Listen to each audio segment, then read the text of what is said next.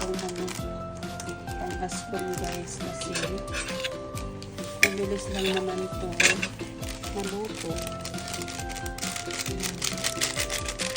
Ayan. So, ilagay ko na lang yan guys. And then, ilagay na natin.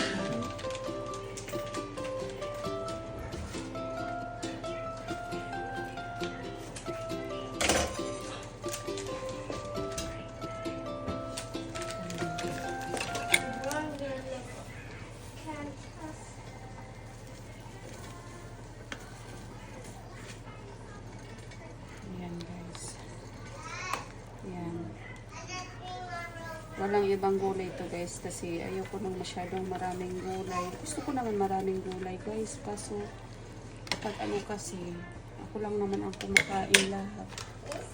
Yan guys, papakulain ko lang yan at magbabalik ako bago natin tikman yan. Takpan na natin. Yan guys, nagbalik ko guys. Nagabukal-bukal na po siya guys. Yan anak na. Yan. Tikman na natin yan. And then, we put the veggies.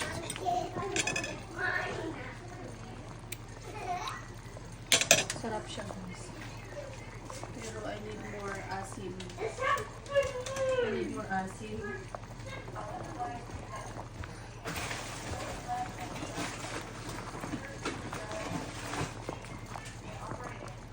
Nag-open ako guys ng another kasi ayaw nang isama ko yung sa sinigang na misa.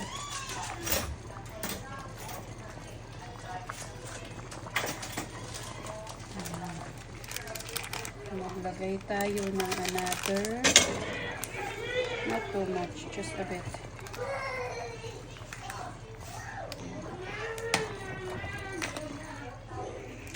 Ayan guys, mga rice natin. Ang lapit na rin maluto. And then, we put a little bit of salt. Dito ko na lang. Okay.